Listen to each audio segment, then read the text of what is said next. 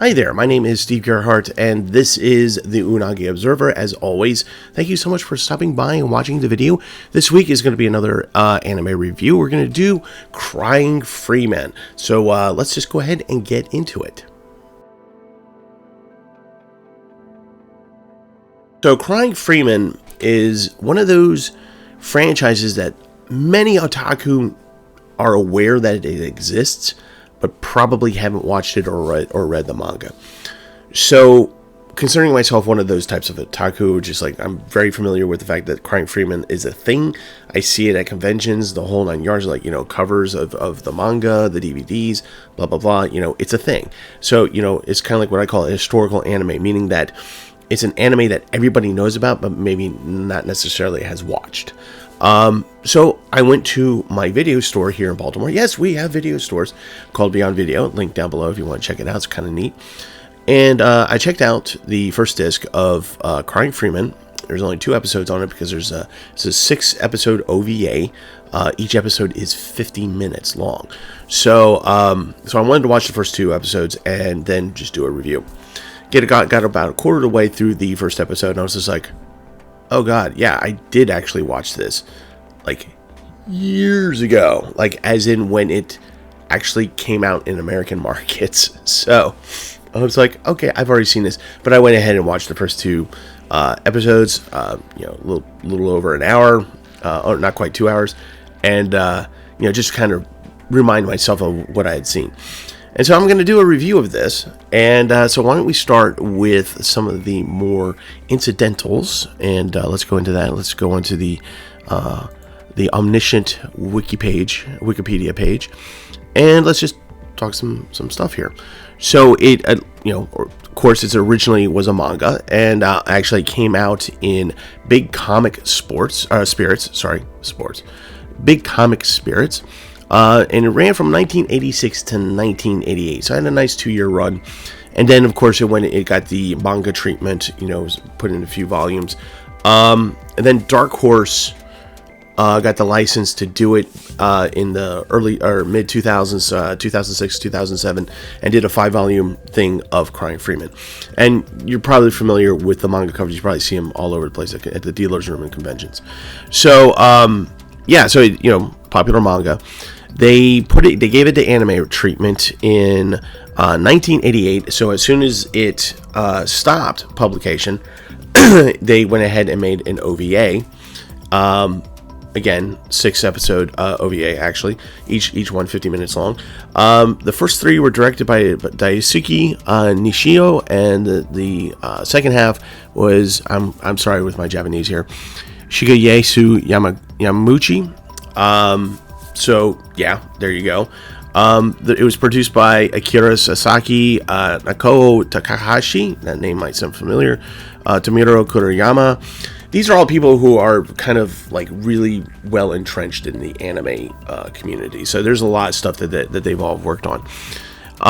So yeah, it came out as an OVA, and then surprisingly, in the late to mid 90s, it looks like 3 or 4 live action versions of Crying Freeman came out, most of them in Hong Kong and one from Canada, of all things. So yeah, it's a franchise. So let's talk about the plot a little bit here. The plot of Crying Freeman is a seinen, and it's basically this guy who is an assassin, and he cries each time he kills somebody. Isn't that sweet?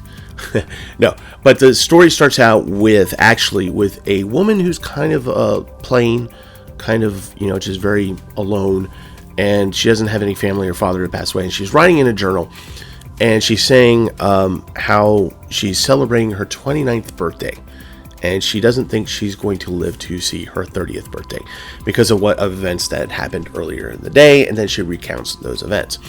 So basically we see a mafioso guy running for his life with two henchmen, and they're running through a park, and they're being hunted down by another guy, Freeman, and Freeman dispatches the 2 henchmen, and the mafioso guy kind of goes into a clearing, and the woman, whose name is Emu, yeah, I think it's Emu, And she's painting, right? And she turns around because she hears the gunshots, and then these two guys come out. It's the mafioso guy and Freeman. And she proceeds to watch Freeman hold a gun on the guy, and the guy going, don't shoot me, don't shoot me. He has his own gun, he just throws it away. He goes, look, I'll pay you, I'll do anything, whatever you want. And Freeman just goes, shoots him in the face. So the woman sees all of this, right? She's a witness to all of this. She sees it from beginning to end of the killing of this one guy. And then she notices that he's crying. And as he approaches her, she doesn't know what to do. She's just kind of sitting there, just like wondering about how handsome he is and that he's crying after he killed somebody. And she hands him a handkerchief with which to wipe away his tears. He introduces himself, gives him his name, and runs off.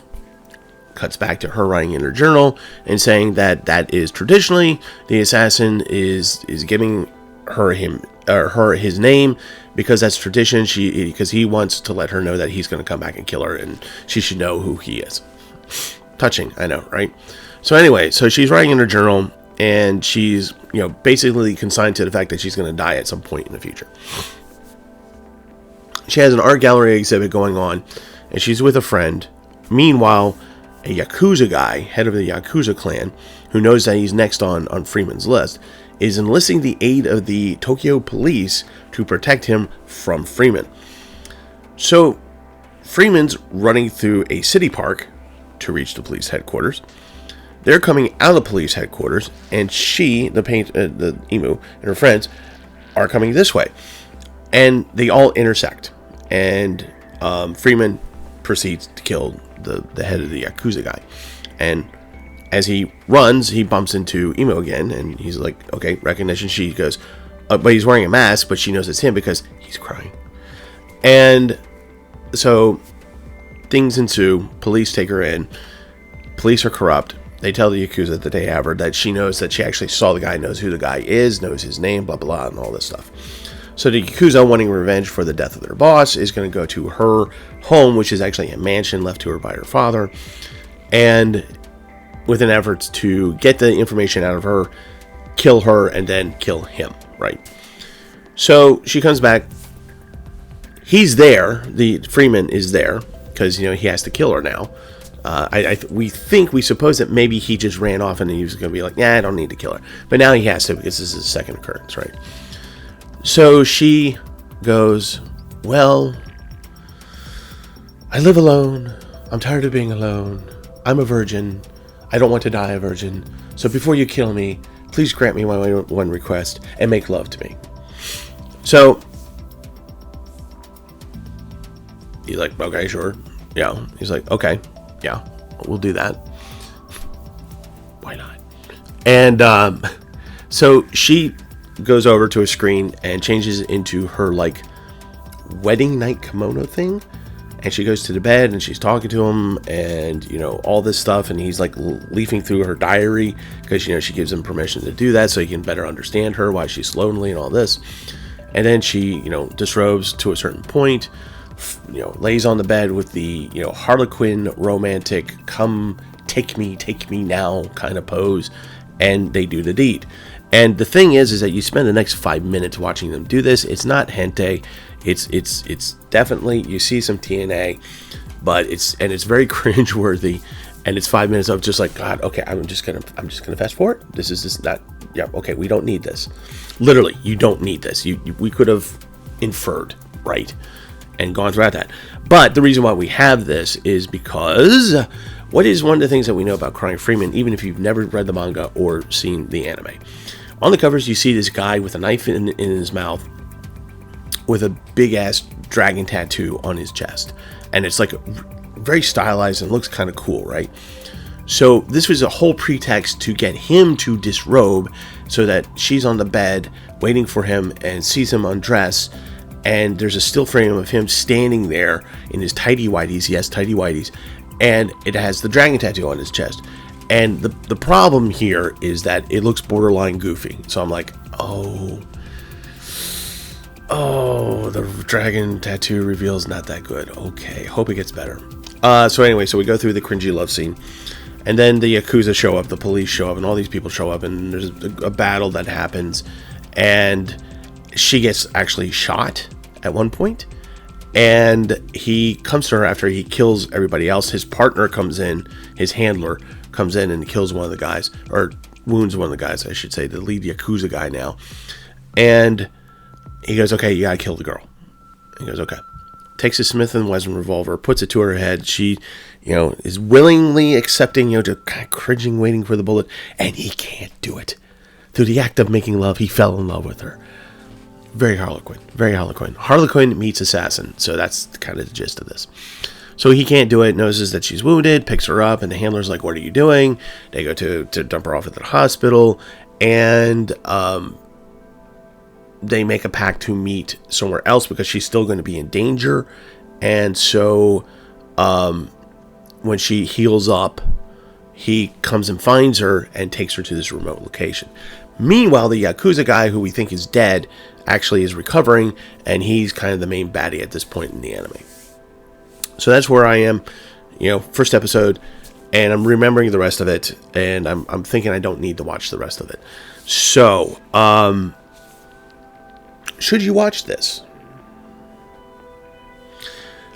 This is one of those difficult things where it's like, it's not so bad that it's good, right? You know how that happens sometimes? It's not that. It's not good, but it's not bad either. It's in that weird nether regions where you're just kind of like, I can watch it. I get some enjoyment out of it. It's interesting to a point, but, if I never see this thing again in my life, that's fine.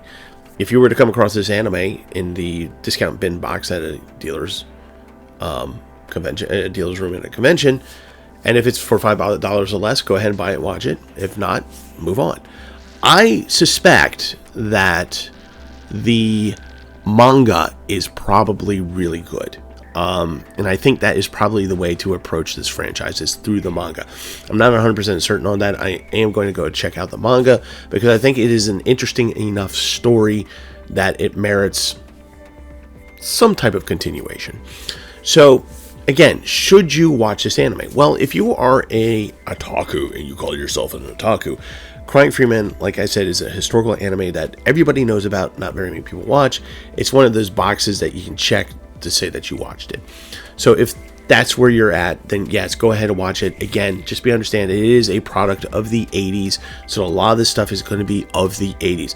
Like, for example, the movie, like when he runs away from her in the park in the first meeting after he kills the guy and she wipes away his tears with a handkerchief, you get the traditional, she looks off at him, the wind blows, and you have this very wonderful melodramatic music swelling, that kind of thing. So it's very much of the 80s, mid to late 80s. So just be aware of that. But yeah, it's box to check if that's what you're into. If you're not in that persuasion, like you don't want to be like, I've seen all the anime, then you could probably give it a pass. Again, it's something where if you have the opportunity to see it and you are and you're just curious, go ahead. It's not like, again, it's not bad, it's not good, but it's not bad either. So it's sort of meh, I guess is what I'm trying to say.